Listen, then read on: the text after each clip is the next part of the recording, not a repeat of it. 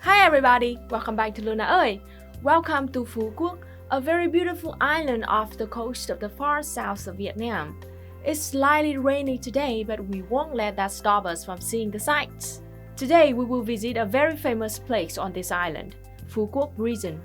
Phu Quoc Prison, along with Con Island Prison and Hoa Lo Prison, was one of the most notorious and blood-curdling prisons in Vietnam during the wartime. Hundreds of thousands of Vietnamese commoners were imprisoned, tortured by France, the US, and the South Vietnam puppet regime in that prison. At first, Phu Quoc Prison was called Coconut Prison.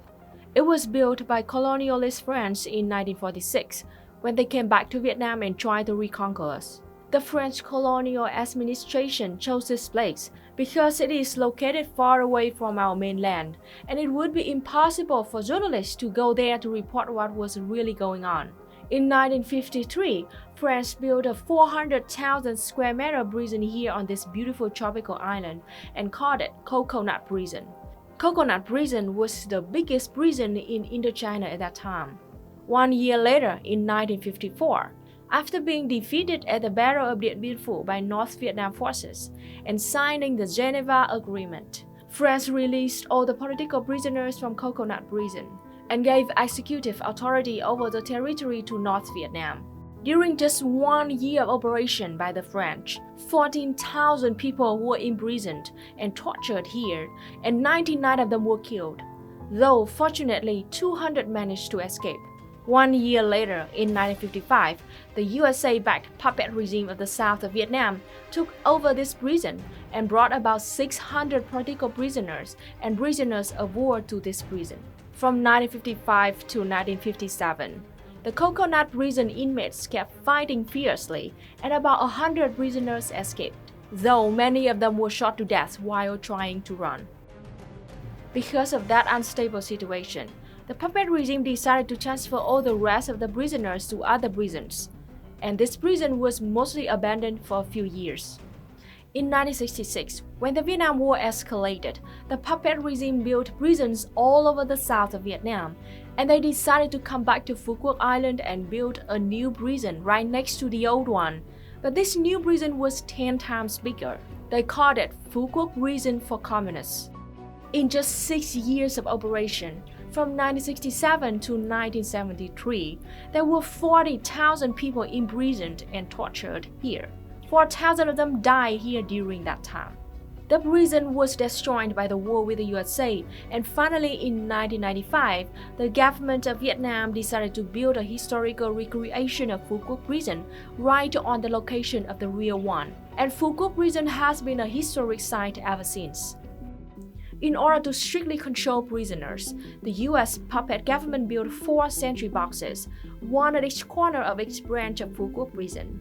The sentry boxes were well equipped with machine guns and lighthouses. Prisoners were watched 24 hours a day by the puppet regime guards, who were always ready to shoot at any movement or activity that seemed suspicious. There was always a consultant from the USA attending the prison. This prison witnessed many torturings and many murders of our communist fighters. To prevent prisoners from running, the puppet regime put 8 to 10 layers of barbed wire all around the prison. And surrounding area of the prison was totally empty land that they called the empty zone. This is what the barbed wire looks like, totally deadly. These cement columns were used to hang barbed wire and spotlights. As I just said, the area outside of this prison was totally empty when the prison was operational, but today we have turned it into a beautiful garden. Remember, this is just a small simulation on a small part of the prison. The real prison was way bigger than this. This is the gate to the prison, and of course there are 2 watchtowers on the both sides. We are walking through the gate, and this is a closer look at the walls made of barbed wire. There were also dogs and soldiers guarding this area day and night. We are looking from inside of the prison. I have to say, the layers of barbed wire are terrifying, totally impossible to run through. This is one of the most horrifying torture techniques invented by the fascist puppet regime and the USA, tiger cages. These cages were made from barbed wire and metal sticks. They put them outside, in the yard, under the sunlight. There were many sizes for these cages. The purpose was to make prisoners uncomfortable, increasing pain for the prisoners as slowly and as much as possible. Prisoners could barely sit or lay down or stand up inside these cages. They forced prisoners to take off their clothes, except underwear, before sending them into these cages. The prisoners undergoing this punishment were given no water and no food for days, and they had to sleep on the floor like this. During the freezing nights, they poured cold water on prisoners. On hot days, they poured salt water on them or burned fires next to the cages. Many political prisoners died inside these cages. This is a different torture tool of the fascist puppet regime. It's called the castle cage. It was actually a container. They cut a tiny hole on the ceiling for the air. The cages were tightly closed, so no light could come in. They had to eat and drink in the container, and defecate and urinate right inside the container. Being caged like this for several days, prisoners might go blind due to dizziness, eye irritation, and seriously decreased health and spirits. We are looking at the prison houses made from metal with concrete floors. There are 18 subdivisions like this in this area. Let's explore this one. This is a kitchen. Every branch of Phu Quoc prison had kitchens for prisoners, which was able to feed from 800 to 1,000 prisoners per day. Prisoners were regularly chosen to cook. They were forced to pick firewood from a far-off forest and to dig wells for water. The staple foods were stale rice and spoiled fish, the worst combination ever. But kitchens were also a good place for our cadres and militants to exchange information and to plan struggles and jailbreaks. In the French-controlled Coconut prison, there were 2 successful jailbreaks using ingeniously sophisticated techniques. We are walking to another house, where a historic scene, the site of prison revolts and bloody repression by the prison guards, is reproduced. In the morning of May 6, 1972, at Subdivision B8, the prison guards gather all the prisoners to the yard to thoroughly search the room, looking for underground hideouts of escapees. And at the same time, they went to surround the prisoners' barracks and randomly arrested some prisoners and took them off to be beaten. The prisoners of barracks formed a Communist Party committee, and under the guidance of this committee, they relentlessly opposed the guards. When this was discovered, the guards restrained them in a detention room to kill and injure all 148 of them. This was one of the most bloody massacres in any prison run by the US-backed puppet regime. We are walking to a solitary confinement room made with metal walls. This was the place where prisoners were brutally tortured and beaten. Prisoners were forced to stand upside down and even got buried alive on the ground and beaten like this. This is the restroom. It was actually nothing like a room at all. There were no walls and no privacy whatsoever. And of course, it was the prisoners who had to clean it every day. There is barbed wire surrounding every subdivision to avoid prisoners from gathering together. We are entering a torture room. The prison guards of the fascist puppet regime and its American consultants invented many horrible ways to torture the communist prisoners, such as burning them up alive, beating them with pistols, or hammering nails into prisoners' knees. The enemies used all means to destroy and break the fighting spirit of communist prisoners, but ultimately failed. The more they tortured us, the stronger we fought back.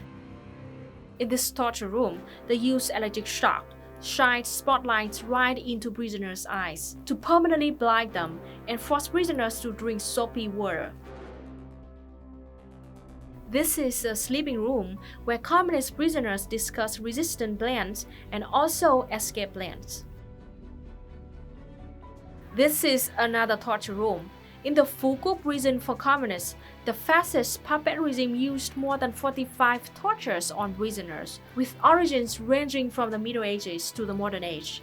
The purpose was to obtain information about the organizations, the leaders, and operations of communists on the Vietnam mainland, as well as the escape plans of the prisoners. 4,000 prisoners were brutally tortured and died here over a period of 6 years, from 1967 to 1973. But even all of that could not stop us from fighting.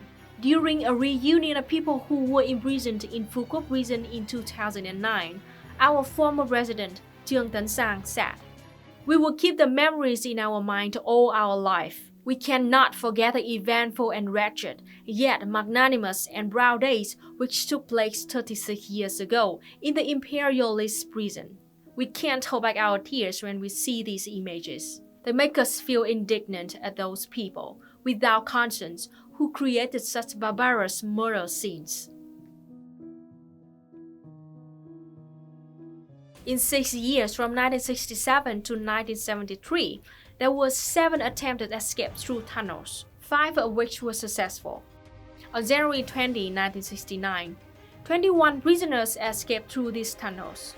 They spent months digging this tunnel in total secrecy. They didn't have any electric light, and they had only primitive handmade tools and no weapons. They even had to cut plastic cans and use them to carry the dirt out, 1 can at a time. But together, they got it done. They dug through the 8 layers of barbed wire fence and escaped. And this is me acting as a communist escapee. Yeah, escape. Go, run, into the jungle. Go. Phu Quoc prison for communists was just one of many more such concentration camps for communists and suspected communists during the wartime. Phu Quoc prison was built by colonialist French, run by the fascist puppet regime, and overseen by the imperialist USA. Phu Quoc prison saw witness to some of the most barbaric crimes of France, the US, and the fascist South Vietnam puppet regime. It stands today as evidence of the everlasting fighting spirit of Vietnamese people who triumphed against impossible odds. I hope that you found our trip to Phu Quoc prison interesting, and in the future, when the COVID-19 situation gets better, I will do videos on Con Island prison and Hoa Lo prison, which were called the hellscape on Earth. Goodbye for now, and see you next time!